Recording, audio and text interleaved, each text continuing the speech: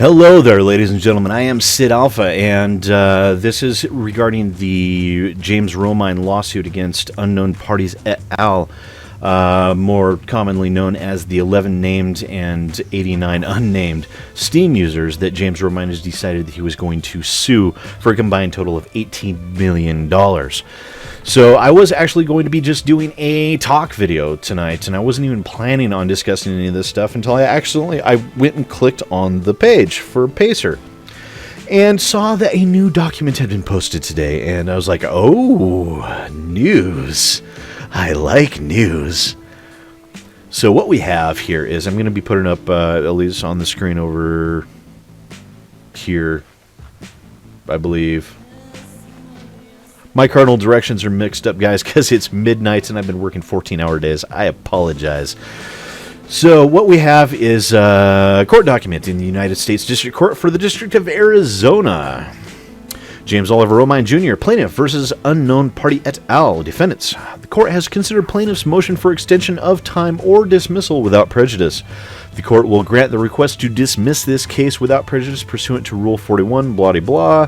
Plaintiff's request for a refund of his filing fee will be denied. So, they're keeping your $400, dude. Sorry.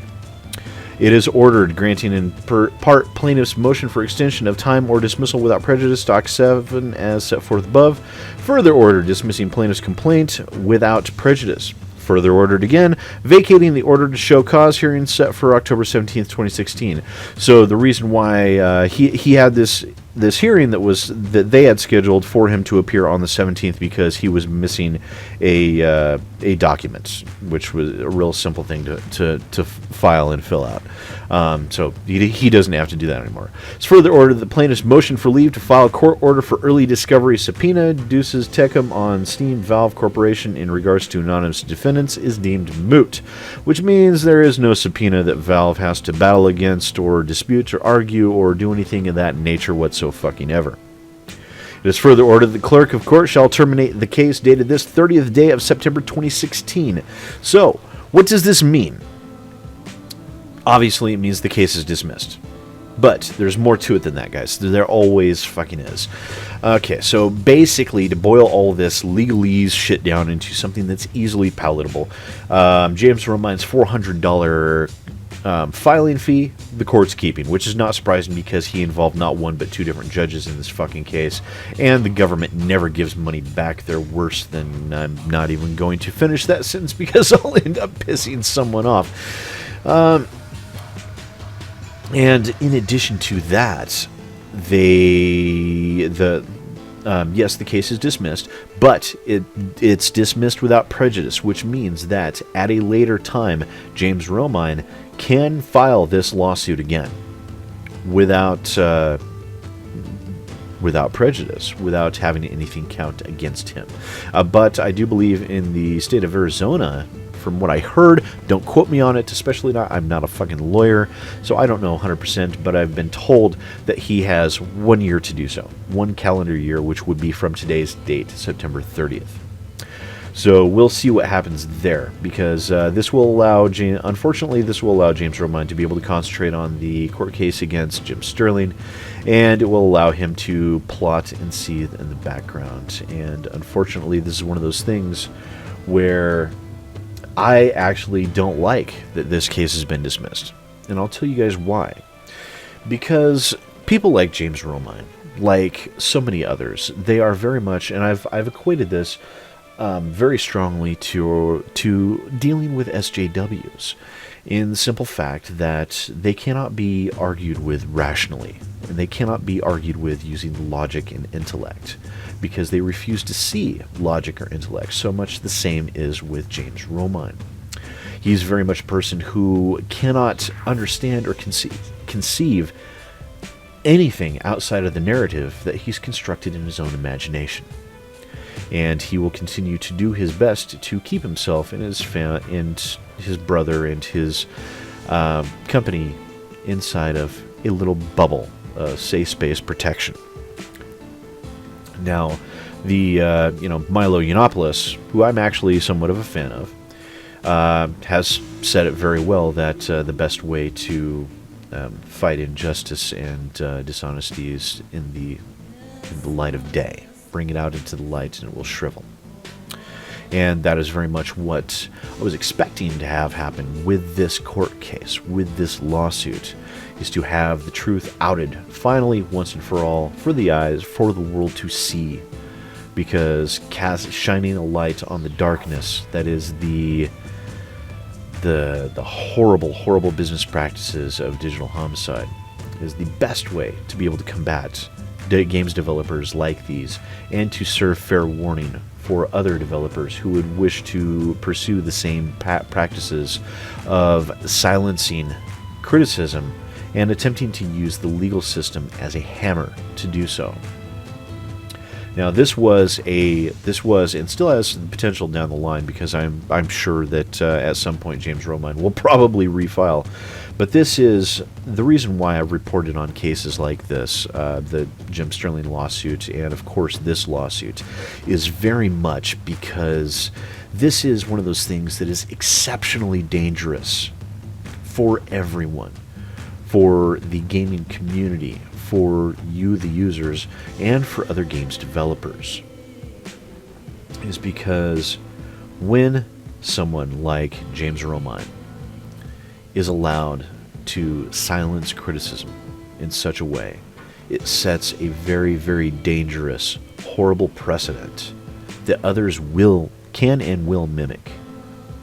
And it is very much one of those things where if James Romine were allowed to succeed at something like this, it would mean the end of honest criticism everywhere, because there would then be a legal precedent to silence any naysaying, any criticism of any product whatsoever.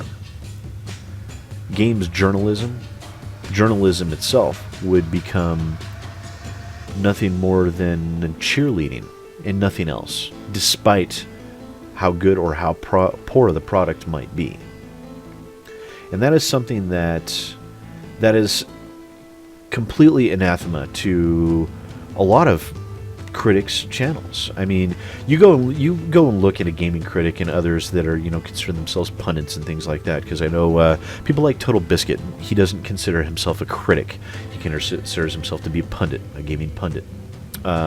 Or something along those lines, because he doesn't actually critique these titles. He presents them and discusses them, but he doesn't actually critique them according to him, which is fine. But still, his channel and a lot of other channels like ours, like mine, Jim Sterling's, even though a lot of people love Jim Sterling, a lot of people think he's an asshole. I actually personally think both of him. I love him and I think he's an asshole.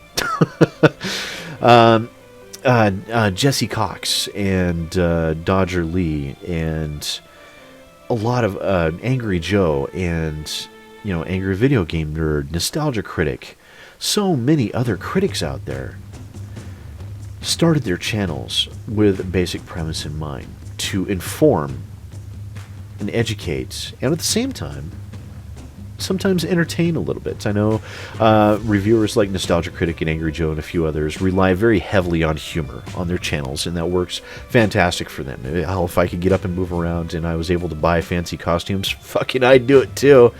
And I do also try to interject a little bit of humor into my videos, my reviews on occasion. But it's one of those things where, even laying all that aside, get down to the basics, very much what we all espouse is being able to look out for you guys, to be able to educate you and inform you, and so you can make a more informed decision about the games that you choose to consume and those that you don't. People like James Romine very much do not want that to happen, for obvious reasons. And this was one more example of them attempting to silence that very criticism. That because of their shady, horrendous, horrible, awful, borderline evil business practices, that I end up shaking my head trying to figure out how anyone could be like this. But regardless, James Romine has fallen back off the radar to a certain extent, but not gone completely. We'll, of course, keep our eyes and ears open for any further rumblings about this, because I'm sure that he will be coming back, and I'm sure that he will try again, because he is that type of person that he will not be able to let these imagined slights go. So, but for now, guys, I don't think there's any need to set up a GoFundMe or anything like that to be able to get attorneys. It is one of those things. It is one of those things that, yeah, we'll just have to wait. Wait until he tries again, and do what we always do. Stand hard against the darkness. Stand hard against people like him. And I will continue to do what I do, which is stand up for and attempt to educate and inform you guys so you can help protect yourselves better against the James Romines of the world. So I'm gonna finish soapboxing because this video is already long enough. So thank you once again, everyone. Please do remember to like, subscribe, and share. That's the only way my channel grows. And yeah, I would really appreciate it if you would do so. So once again, I am SidAlpha, and I will see you next time.